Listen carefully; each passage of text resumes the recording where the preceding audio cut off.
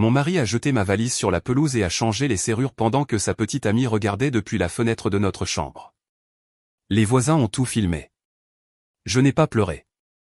J'ai appelé un numéro. Un homme est arrivé en 20 minutes. Mon mari est sorti en criant. L'homme lui a montré des papiers. Le visage de mon mari est devenu tout blanc. Il a regardé la maison. Puis moi. La valise a atterri sur la pelouse devant la maison avec un bruit sourd, un son mat qui a semblé résonner dans tout le quartier. Je restais sur le trottoir, mon badge professionnel encore accroché à ma blouse médicale, regardant mon mari, Derek, traîner le deuxième sac, celui avec la roue cassée, à travers le porche. Il n'a même pas pris la peine de le porter. Il l'a juste poussé assez fort pour qu'il dévale les 3 marches en béton et s'ouvre en se renversant. La courte pointe de ma mère s'est emmêlée avec mes bottes d'hiver. « Tu as fini ici ?» a-t-il dit assez fort pour que Madame Patterson l'entende. 3 maisons plus bas. Assez fort pour que tout le monde entende. C'est ma maison maintenant. Ma vie. Tu peux te débrouiller toute seule. Derrière lui, parfaitement encadrée par la fenêtre de notre chambre, cette fenêtre qui donnait sur le jardin que ma mère avait planté il y a 15 ans, se tenait Vanessa, la collègue de Derek. C'était la femme qu'il m'avait présentée lors de la fête de fin d'année du bureau, l'an dernier. Celle qui m'avait serré la main et m'avait dit à quel point Derek avait de la chance d'avoir une épouse aussi solidaire en ces temps difficiles. Elle n'essayait même pas de se cacher. Elle portait l'un de mes peignoirs, le bleu que j'avais reçu pour mon anniversaire, et elle tenait une tasse à café. Ma tasse à café? Celle où il était écrit « Meilleure fille du monde », que maman m'avait offerte le Noël précédant son diagnostic. J'ai entendu les déclics avant de voir les téléphones. Monsieur Kowalski, le voisin d'à côté, le couple de retraités d'en face, et même Jenny Morrison, qui restait habituellement dans son coin, étaient sortis sur leur porche, portable levé. Ils enregistraient tous, documentant, témoignant de ce que Derek supposait être mon humiliation. Mais je n'ai pas pleuré. Je n'ai pas crié. Je ne me suis pas effondré, je n'ai pas supplié et je ne leur ai pas donné le spectacle que Derek attendait clairement. Au lieu de cela, j'ai sorti mon téléphone et j'ai passé un appel. Un numéro que j'avais enregistré sous le nom « Urgence Maison » il y a 3 mois, à l'époque où j'avais commencé à remarquer les premiers signes. À l'époque où les soirées tardives de Derek étaient devenues des nuits entières, où sa marque d'eau de Cologne avait changé, et où il avait cessé de me demander comment s'était passée ma journée. « Ici Sarah Mitchell », dis-je calmement, ma voix stable d'une manière qui m'a surprise moi-même. Les serrures ont été changées. J'ai besoin de vous ici, maintenant. L'homme à l'autre bout du fil n'a pas posé de questions. 20 minutes. N'engagez pas la conversation. Attendez simplement. Derek rentrait déjà à l'intérieur, probablement pour célébrer sa conquête avec Vanessa. Probablement pour rire de la facilité avec laquelle il avait tout pris. La maison où nous avions vécu pendant 8 ans. La maison où nous avions organisé des dîners de Thanksgiving et des fêtes d'anniversaire.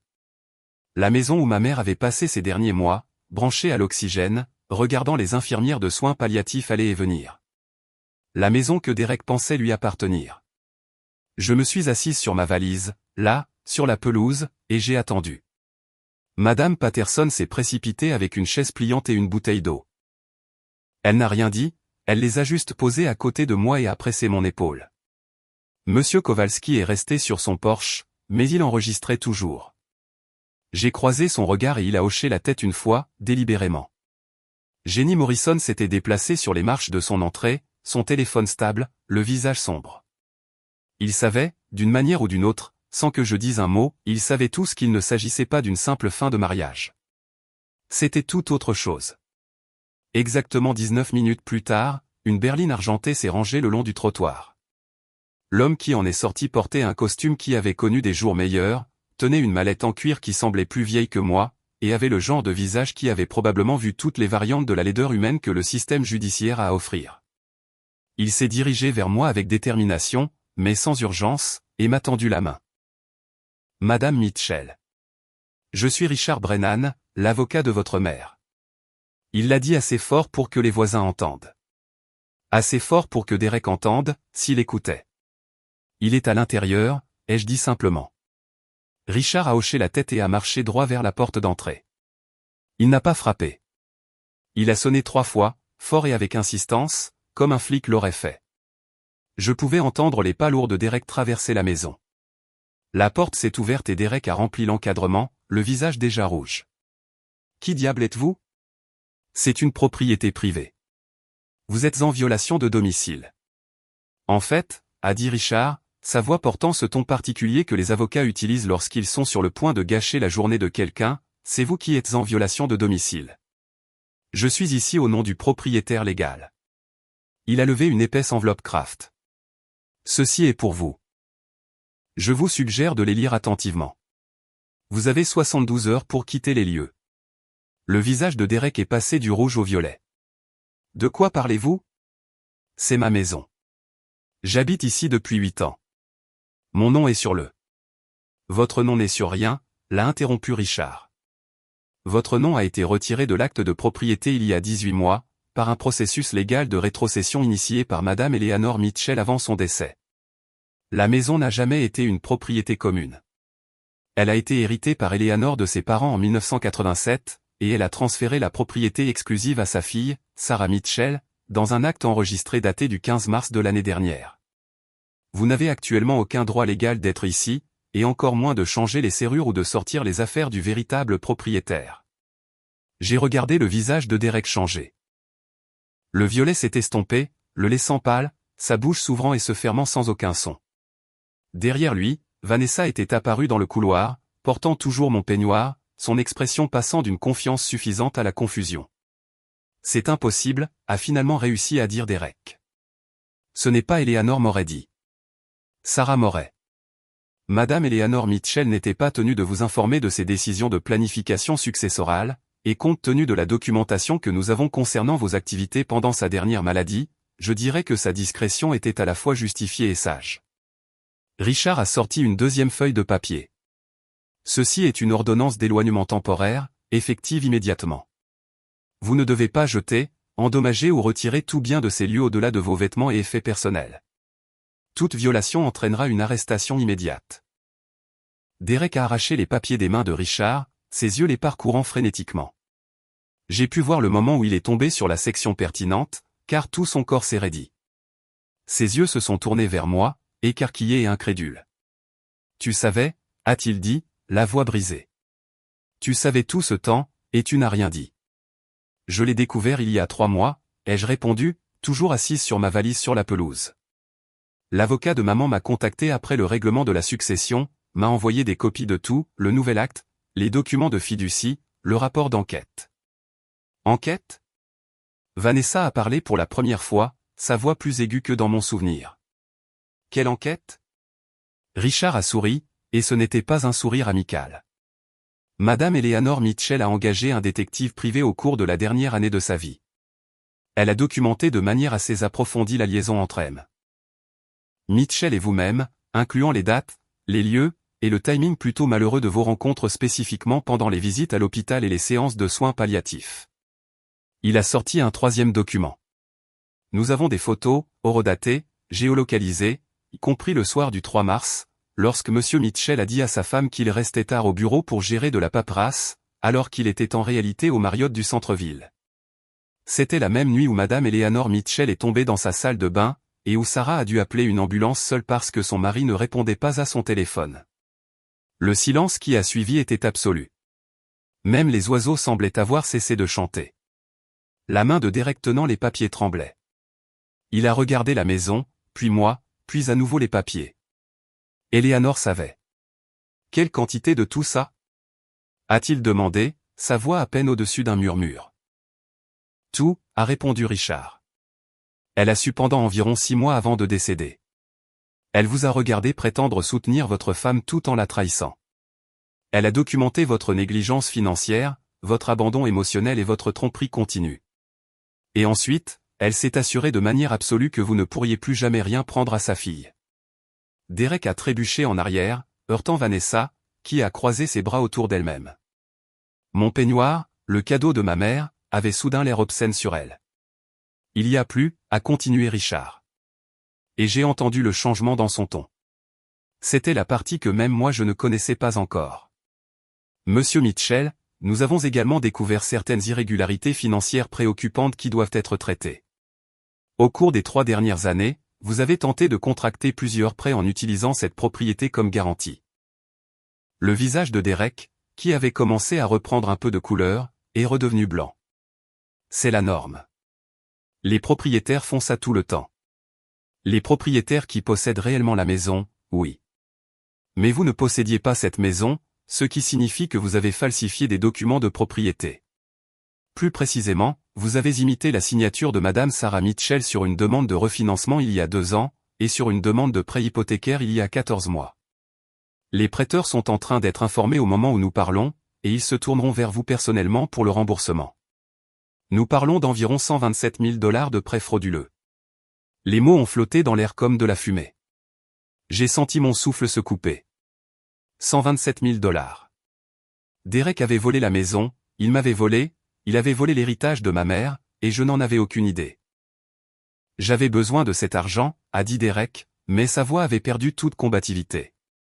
L'entreprise a eu quelques revers. J'allais rembourser. J'arrangeais les choses. En imitant la signature de votre femme? En commettant une fraude? La voix de Richard était glaciale. Monsieur Mitchell, ces prêteurs vont vous poursuivre personnellement. Cela ne va pas disparaître. Et étant donné que Madame Eleanor Mitchell vous a pris sur le fait, oui, elle savait pour ça aussi, elle a tout restructuré pour protéger sa fille de vos crimes financiers. Je me suis levé lentement, mes jambes instables. Maman savait. Elle savait qu'il imitait ma signature. Richard s'est tourné vers moi et son expression s'est adoucie, juste un peu. Elle a trouvé les documents en janvier de l'année dernière. Vous étiez à l'hôpital pour la nuit avec elle, vous vous souvenez? Elle avait demandé à Derek de lui apporter des papiers de son bureau à la maison. Il a apparemment profité de cette occasion pour chercher des documents financiers. Elle avait une petite caméra de sécurité dans le bureau, quelque chose qu'elle avait installé après le cambriolage chez son voisin. Elle a tout vu, l'a regardé photographier l'acte de propriété, prendre des copies de votre signature sur les déclarations d'impôts communes. C'est à ce moment-là qu'elle m'a contacté. Ma mère, mourante, épuisée, souffrante. Et elle avait passé ces derniers mois à me protéger de l'homme en qui j'avais confiance, l'homme que j'avais épousé, l'homme qui était censé m'aimer comme elle le faisait. J'ai besoin de m'asseoir, ai-je dit, et la chaise de Madame Patterson s'est soudainement trouvée sous moi, sa main sur mon dos. Derek regardait ses pieds maintenant, les papiers pendant mollement dans sa main. Vanessa avait reculé loin de lui, son expression passant de la confusion au calcul. Elle faisait le calcul, j'ai réalisé. Elle additionnait la dette, la fraude, les conséquences juridiques. Elle mesurait l'homme pour lequel elle avait aidé à détruire un mariage face à la réalité de ce qu'il était vraiment. Il y a une dernière chose, a dit Richard, plongeant la main dans sa mallette une dernière fois. Il a sorti une enveloppe couleur crème, mon nom écrit dessus avec l'écriture soignée de ma mère. Madame Eleanor Mitchell a laissé ceci pour vous.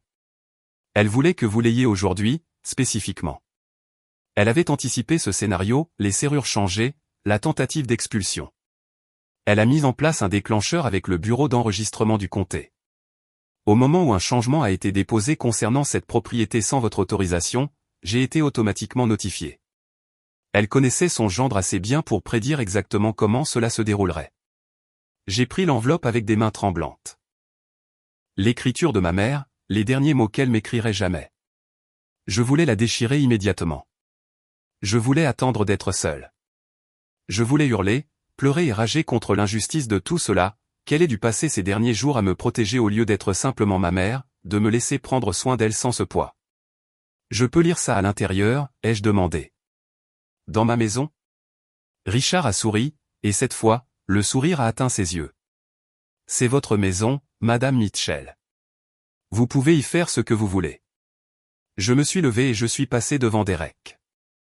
Il n'a pas bougé, n'a pas essayé de m'arrêter, il est juste resté là à tenir ses papiers, son monde entier s'effondrant autour de lui, tandis que Vanessa s'éloignait de plus en plus. J'ai monté les 3 marches en béton où ma valise avait dégringolé une demi-heure plus tôt.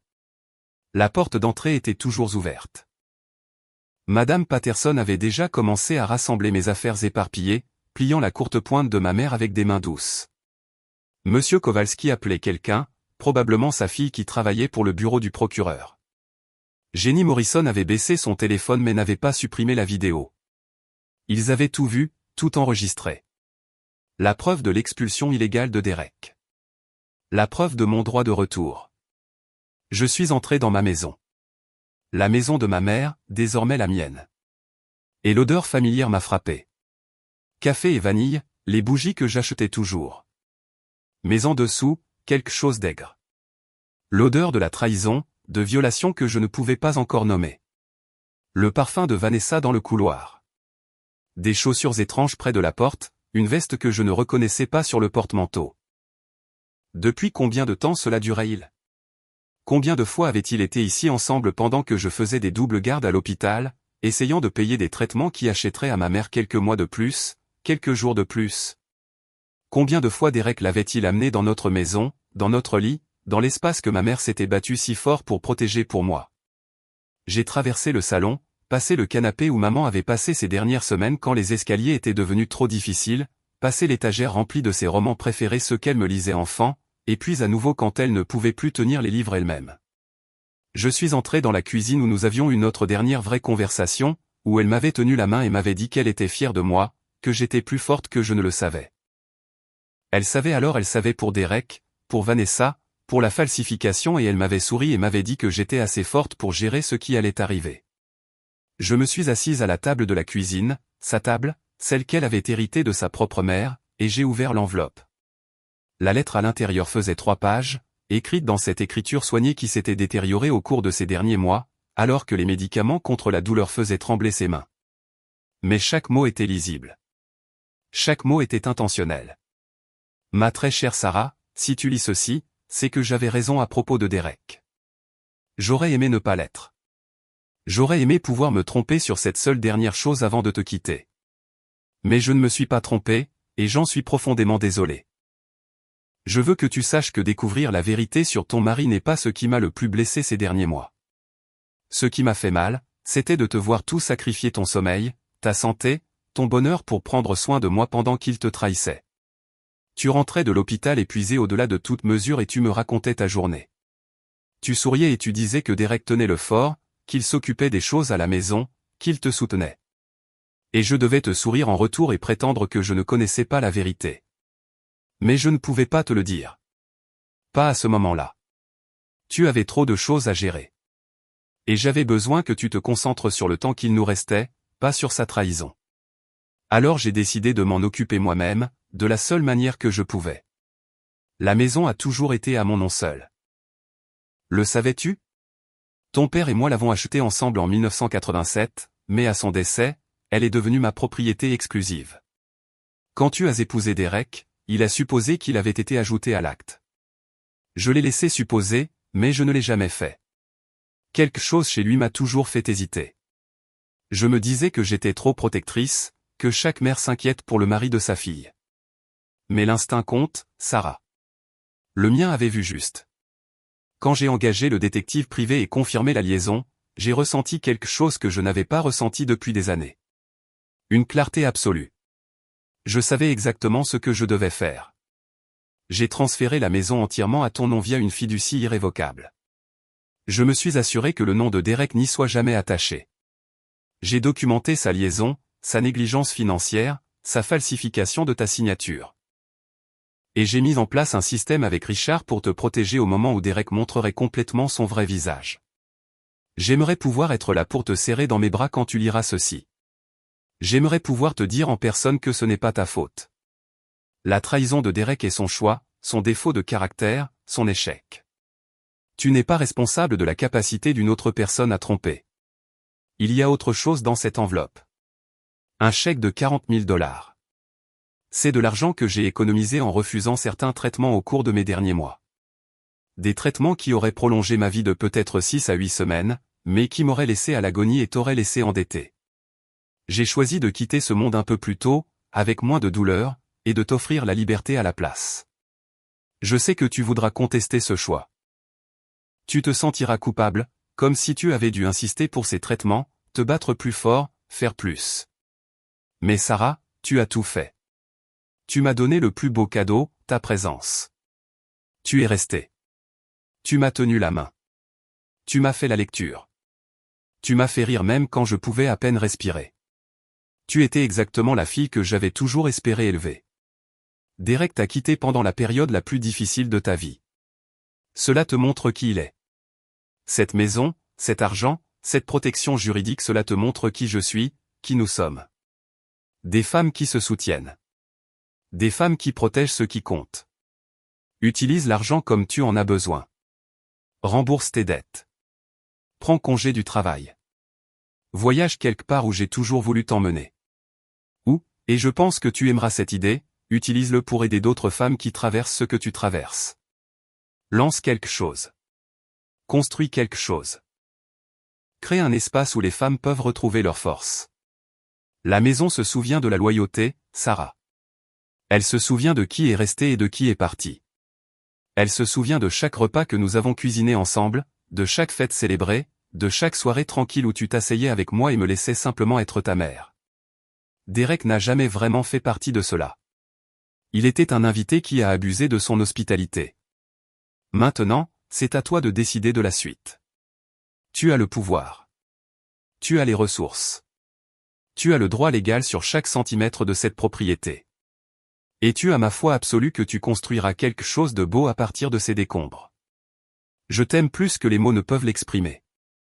Je suis fier de la femme que tu es et je veillerai sur toi, t'encourageant alors que tu reprends ta vie en main et construis quelque chose de mieux que ce que Derek pourrait jamais imaginer. La maison est à toi. Ta vie est à toi.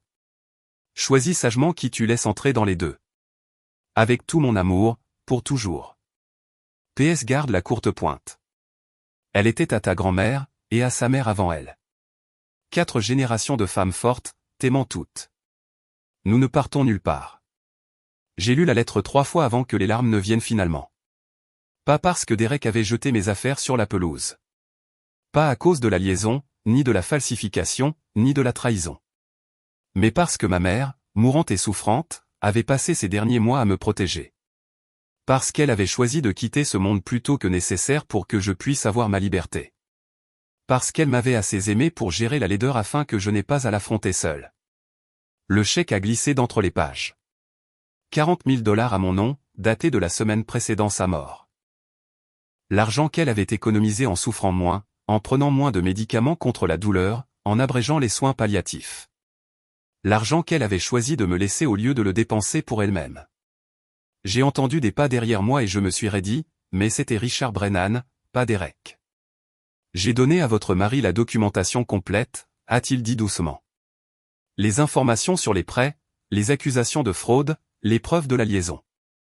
Lui et sa compagne rassemblent ses affaires maintenant. Il a demandé les 72 heures complètes pour trouver un autre logement. Et la petite amie, ai-je demandé, la voix rauque d'avoir pleuré. L'expression de Richard est devenue sombre. Il y a autre chose que vous devez savoir à son sujet. Quelque chose qui a été mis en lumière lors de la vérification des antécédents demandés par votre mère. J'ai levé les yeux vers lui, épuisé. Quoi d'autre pouvait-il y avoir? Vanessa n'a pas seulement une liaison avec votre mari. Elle est toujours légalement mariée, depuis 12 ans, à 2 enfants âgés de 8 et 10 ans qui vivent avec son mari dans l'Ohio. C'est la 3e fois qu'elle monte exactement cette même arnaque, cibler des hommes mariés avec des biens immobiliers, emménager, tenter d'établir des droits de mariage de fait ou de cohabitation, puis leur prendre tout lors du règlement inévitable. Les mots n'avaient pas de sens au début. J'ai cligné des yeux vers Richard, essayant de traiter l'information. Elle est mariée. Avec des enfants? Son mari, Thomas, la cherche depuis 8 mois. Elle a vidé leur compte joint et est partie. Il essaie de lui remettre des papiers de divorce et de modification de la garde. J'ai pris la liberté de le contacter lorsque l'enquête de votre mère a révélé la véritable identité de Vanessa.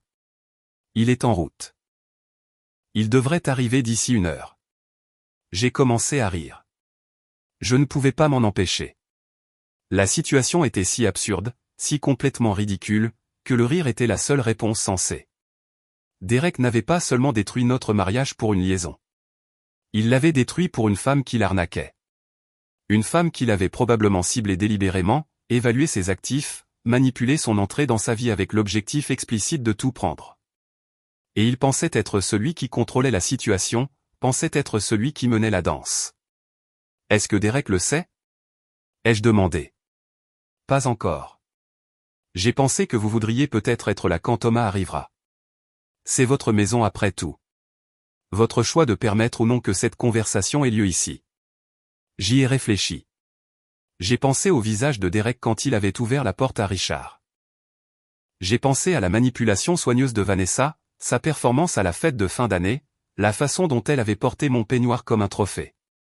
J'ai pensé à ma mère passant ces derniers mois à me protéger des gens qui ne me voyaient que comme un obstacle à surmonter. Laissez Thomas venir, ai-je dit.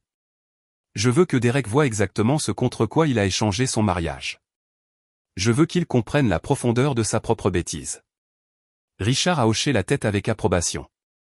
Votre mère aurait dit la même chose. Elle a toujours été stratégique, même à la fin. Nous sommes retournés dehors ensemble. Derek avait entassé ses vêtements dans des sacs poubelles. Apparemment, il n'avait pas pensé à garder des valises ici et les chargeait dans sa voiture. Vanessa se tenait près de la porte d'entrée, portant toujours mon peignoir, le visage tendu par le calcul.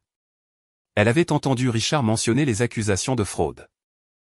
Elle planifiait probablement déjà sa stratégie de sortie, cherchant comment se distancier des problèmes juridiques de Derek. Les voisins regardaient toujours. Madame Patterson m'avait apporté mes valises, soigneusement remballées. Monsieur Kowalski avait fait du café et le partageait avec Jenny Morrison. Ils avaient formé un demi-cercle protecteur autour de ma propriété, témoin de tout ce qui allait suivre. Derek a claqué son coffre et s'est tourné vers moi. Satisfait, il a craché, « Tu récupères la maison. Tu récupères tout. J'espère que ça valait la peine de détruire notre mariage pour ça. » Je n'ai rien détruit, ai-je répondu calmement. Tu as fait ça tout seul. J'ai juste arrêté de faire semblant de ne pas remarquer. Ta mère t'a empoisonné contre moi. Elle ne m'a jamais aimé, ne m'a jamais donné ma chance. Ma mère est morte en me protégeant de toi, les jeux interrompus. Elle a passé ces derniers mois à rassembler des preuves de ta trahison au lieu de se reposer. Elle a choisi de souffrir davantage pour que je puisse avoir moins de dettes et plus de liberté. Elle m'aimait assez pour gérer la vérité laide seule, afin que je puisse me concentrer sur mon rôle de fille.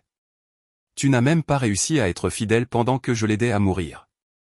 La bouche de Derek s'agitait sans bruit. Vanessa s'était rapprochée de sa propre voiture, une petite berline que je n'avais jamais vue auparavant.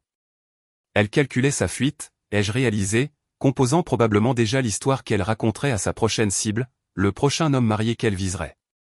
C'est à ce moment-là que le pick-up s'est arrêté. L'homme qui en est sorti était grand, large d'épaules, avec le regard épuisé de quelqu'un qui cherchait depuis trop longtemps quelque chose qu'il avait perdu. Il avait 2 enfants avec lui, un garçon et une fille, tous 2 d'âge primaire. Ils sont restés dans le camion, mais je pouvais voir leur visage pressé contre les vitres, cherchant du regard. « Vanessa » a dit l'homme, sa voix rauque mais contrôlée. « Il faut qu'on parle. » Vanessa s'est immobilisée complètement. Tout le calcul, toute la confiance ont quitté son visage en un instant. Elle a regardé tour à tour Thomas, Derek et le camion avec ses enfants à l'intérieur. Et je l'ai vu réaliser qu'il n'y avait pas d'issue, pas d'histoire qui fonctionnerait, pas de manipulation qui la sauverait. « Qui est-ce, bordel » a exigé Derek, regardant entre Thomas et Vanessa. « Vanessa, c'est qui ?»« Je m'appelle Thomas Morrison » a dit l'homme, sortant un dossier de son camion. « Je suis le mari de Vanessa. Depuis 12 ans. Voici nos enfants, Emma et Jacques. Et ceci, ce sont des papiers de divorce et des documents de modification de la garde. J'essaie de les lui remettre depuis 8 mois. » Le silence était assourdissant.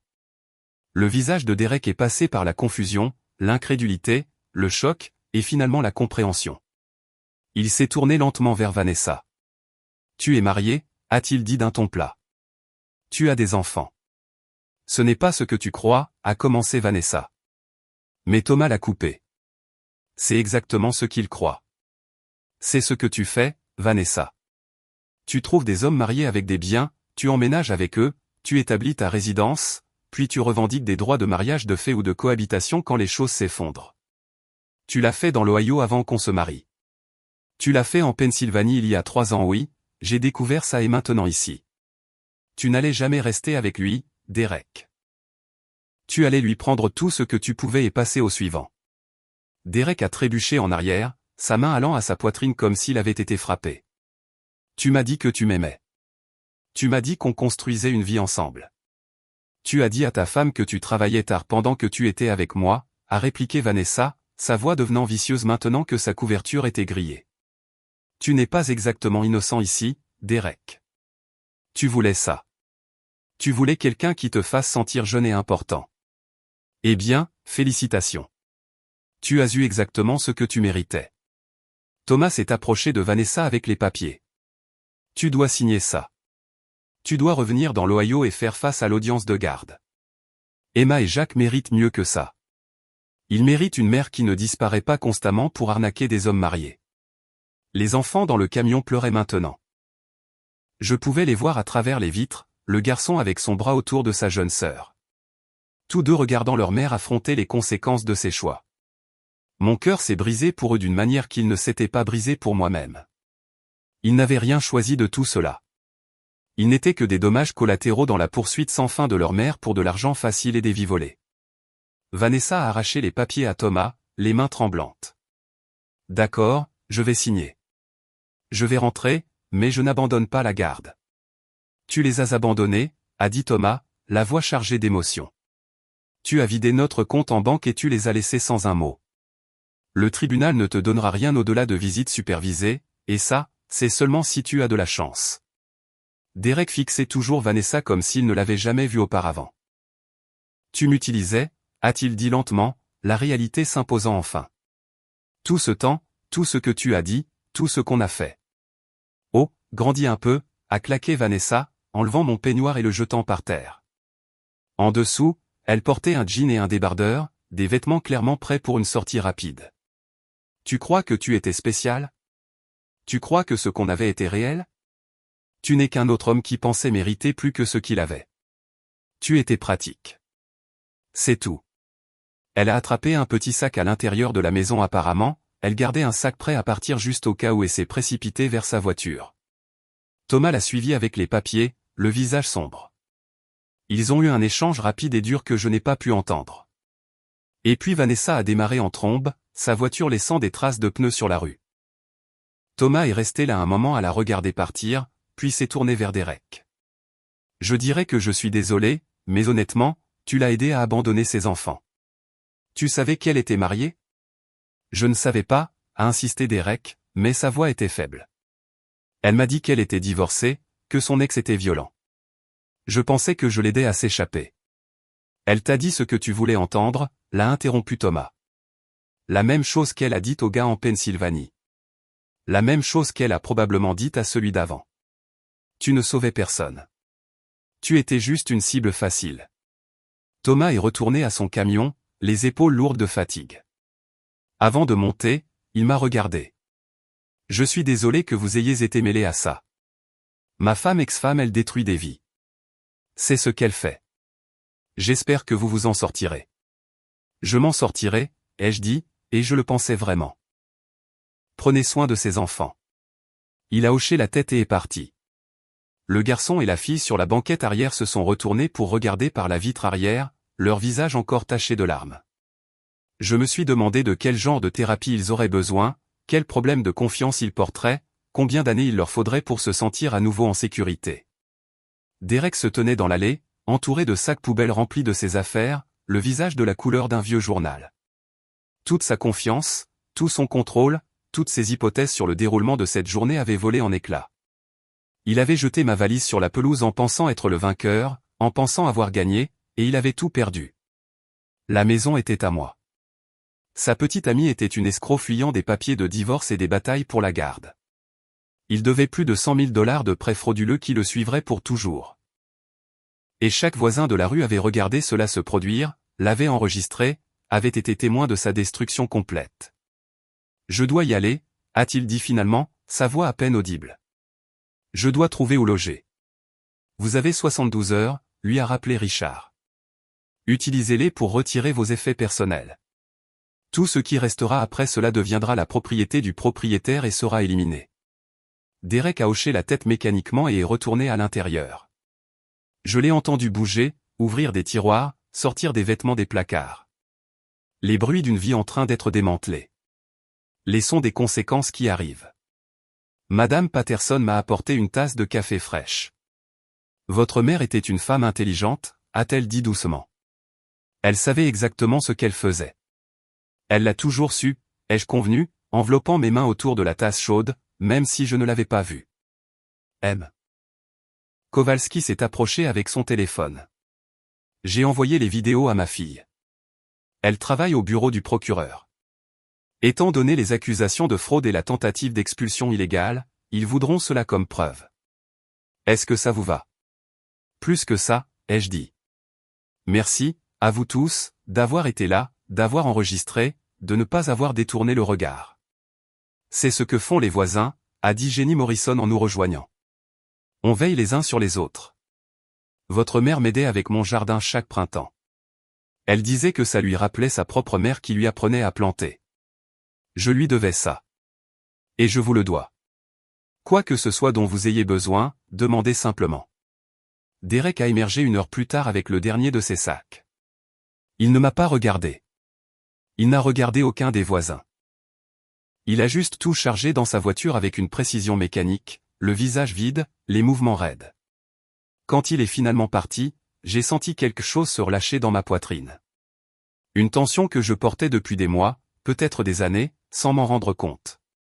Le poids du soupçon, des instincts ignorés, du choix de croire à des mensonges confortables au lieu d'affronter des vérités inconfortables. La maison se tenait derrière moi, solide et certaine. Ma maison, la maison de ma mère. Pour des générations de femmes qui s'étaient aimées et protégées les unes les autres. Derek n'avait jamais vraiment appartenu ici. Il n'avait fait que passer, un occupant temporaire qui avait confondu présence et propriété. Richard m'a tendu un dossier complet de documents. Tout ce dont vous avez besoin est ici. L'acte de propriété, les papiers de la fiducie, l'ordonnance d'éloignement, les preuves de la fraude. J'ai aussi inclus les coordonnées d'un bon avocat spécialisé en divorce et d'un conseiller financier qui peut vous aider à gérer le dernier cadeau de votre mère. Elle voulait que vous ayez des options, Sarah. Elle voulait que vous ayez le choix. J'ai pris le dossier. Son poids était étrangement réconfortant, une preuve solide que l'amour de ma mère s'étendait au-delà de la mort, qu'elle avait pensé à tout planifié, m'avait protégé même des menaces que je ne voyais pas venir. Merci, ai-je dit, de l'avoir aidée, d'être là aujourd'hui, d'avoir fait exactement ce qu'elle a demandé. C'était un honneur, a répondu Richard. Votre mère était l'une des personnes les plus vives que j'ai jamais rencontrées. Même à la fin, même dans la douleur, son esprit était clair comme du cristal. Elle savait exactement ce qu'elle voulait et comment y arriver. Vous venez d'une bonne lignée, Madame Mitchell. Ne l'oubliez pas. Après le départ de Richard, je suis resté longtemps dans mon jardin à regarder la maison. Elle avait besoin de travaux. La peinture s'écaillait. Le jardin avait été négligé pendant la maladie de ma mère et mes longues gardes à l'hôpital. Les gouttières avaient probablement besoin d'être nettoyées. Mais elle était à moi. Complètement, légalement, incontestablement à moi. Et je savais exactement ce que ma mère voudrait que j'en fasse. Le lendemain matin, je me suis fait porter pâle à l'hôpital pour la première fois en 3 ans. Puis j'ai appelé mon superviseur et j'ai demandé des informations sur le programme d'aide aux employés. Je savais que d'autres femmes au travail traversaient des divorces, faisaient face à des trahisons, géraient les conséquences de mariages qui s'étaient effondrés. Je les avais vues dans la salle de pause, épuisées et seules, essayant de tenir le coup. En 1 semaine, j'avais pris contact avec 5 femmes de mon service qui faisaient face à des situations similaires. Nous nous sommes réunis chez moi, dans la maison de ma mère, un samedi après-midi. Nous nous sommes assises dans le salon où maman avait passé ces dernières semaines, et nous avons vraiment parlé des signes que nous avions manqués, des drapeaux rouges que nous avions ignorés, des façons dont nous avions été manipulés, et de la force que nous avions trouvée pour survivre. C'était la première réunion de ce qui allait devenir le Second Chapter Society, club du second chapitre. Au 3e mois, nous avions 15 membres réguliers, des femmes de l'hôpital, du quartier, des amis d'amis qui avaient entendu parler du groupe par des conversations chuchotées dans les épiceries et les cafés. Nous parlions de choses pratiques, droit de propriété, planification financière, procédure de divorce, arrangement de garde, mais nous parlions aussi des séquelles émotionnelles, du deuil de perdre non seulement un partenaire mais l'avenir qu'on avait imaginé, de la honte qui vient avec l'aveu d'avoir été trompé, du travail lent et douloureux pour reconstruire la confiance en soi et en les autres. J'ai utilisé une partie des 40 000 $ de ma mère pour engager une avocate spécialisée dans l'aide aux femmes traversant des divorces conflictuels.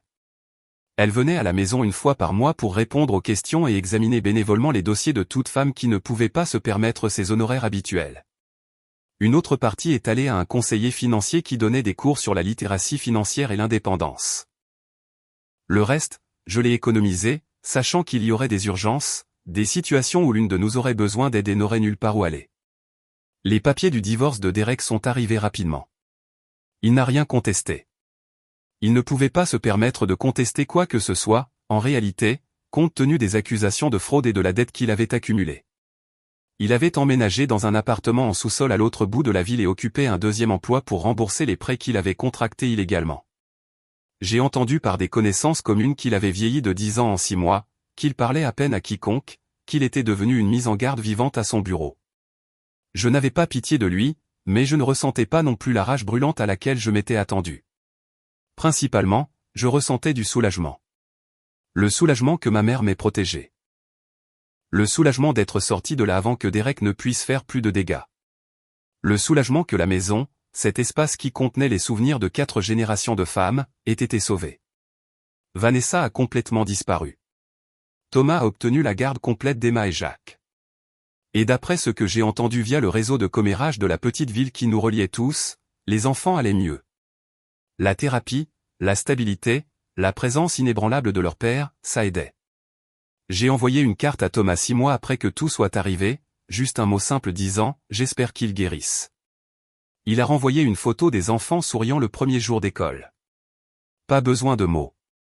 18 mois après que Derek a jeté ma valise sur la pelouse, j'ai organisé Thanksgiving à la maison.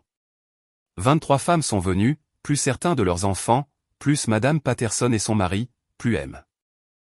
Kowalski et sa fille du bureau du procureur, plus Jenny Morrison et son fils adolescent.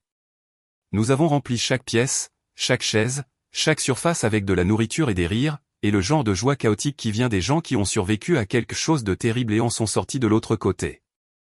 J'avais recommencé à fréquenter quelqu'un, prudemment. Un homme nommé David, qui enseignait l'anglais au lycée et avait perdu sa femme d'un cancer 3 ans plus tôt. Il comprenait le deuil, comprenait le processus complexe de reconstruction. Il comprenait qu'il y a des jours où ça va et des jours où ça ne va absolument pas, et que les deux sont OK. Nous avons pris les choses lentement, nous nous sommes vus pour des cafés, avons parlé de nos mères décédées et de nos mariages morts, et de l'étrange courage qu'il faut pour essayer à nouveau. Il est venu à Thanksgiving, a apporté du pain fait maison et sa fille, une étudiante de première année en travail social qui avait entendu parler du Second Chapter Society, et voulait être bénévole. Elle et moi avons parlé pendant 1 heure du besoin de systèmes de soutien, de l'isolement que ressentent les femmes lorsque leur mariage implose, de la honte qui garde tant de personnes silencieuses. Vous construisez quelque chose d'important ici, m'a-t-elle dit. Ma mère aurait eu besoin de quelque chose comme ça. Elle n'avait nulle part où aller quand les choses allaient mal. Personne à qui parler qui comprendrait. C'est pour ça qu'on le fait, ai-je dit simplement. Pour que personne n'ait à traverser ça seul. Cette nuit-là, après que tout le monde soit parti et que David m'ait embrassé pour me souhaiter bonne nuit à la porte, je suis monté dans ma chambre. Sur le mur à côté de mon lit, dans un cadre en bois simple, était accrochée la lettre de ma mère. Je l'avais gardée là depuis le jour où Richard me l'avait donnée. Certains matins, je la lisais. Certains matins, je la regardais juste, puisant de la force dans ces mots même si elle n'était plus là. La maison se souvient de la loyauté, Sarah. J'ai regardé autour de la pièce, les murs qui avaient abrité 4 générations de femmes. La fenêtre qui donnait sur le jardin que j'avais lentement ramené à la vie. L'espace qui avait vu tant de douleur et tant de guérison. La maison se souvenait. Elle se souvenait de qui était resté et de qui était parti. Elle se souvenait de la force tranquille de ma mère dans ces derniers mois. Elle se souvenait des femmes qui se réunissaient ici chaque semaine pour se soutenir mutuellement. Elle se souvenait des rires et des larmes, et du travail lent et régulier de reconstruction des vies brisées. Et elle continuerait de se souvenir longtemps après mon départ. Un autre chapitre dans l'histoire des femmes qui se protégeaient les unes les autres, qui refusaient d'être vaincues, qui choisissaient la loyauté, la communauté et l'amour plutôt que le mensonge facile des promesses de quelqu'un d'autre. Je me suis endormi cette nuit-là en pensant aux derniers mots de ma mère, au pouvoir et au choix, et à l'héritage des femmes qui se sont battues les unes pour les autres. À la différence entre être la victime de quelqu'un et être la fille de quelqu'un. Derek avait essayé de tout prendre, mais il n'avait jamais compris ce qui comptait. La maison n'était pas juste une propriété. C'était la preuve que l'amour persiste, que la protection continue, que certains liens ne peuvent être brisés, même par la mort. Ma mère m'avait donné plus qu'un foyer. Elle m'avait donné la liberté de construire une vie selon mes propres termes. D'aider les autres à faire de même, de transformer la trahison en but et la douleur en pouvoir. La maison se souvenait de la loyauté, et moi aussi. Cette histoire de justice calculée vous a tenu en haleine? Explosez ce bouton « J'aime » tout de suite. Ma partie préférée a été quand Richard a révélé les photos du détective privé et que le visage de Derek est devenu complètement blanc. Quel a été votre moment préféré? Dites-le moi dans les commentaires ci-dessous. Ne manquez pas d'autres histoires puissantes comme celle-ci.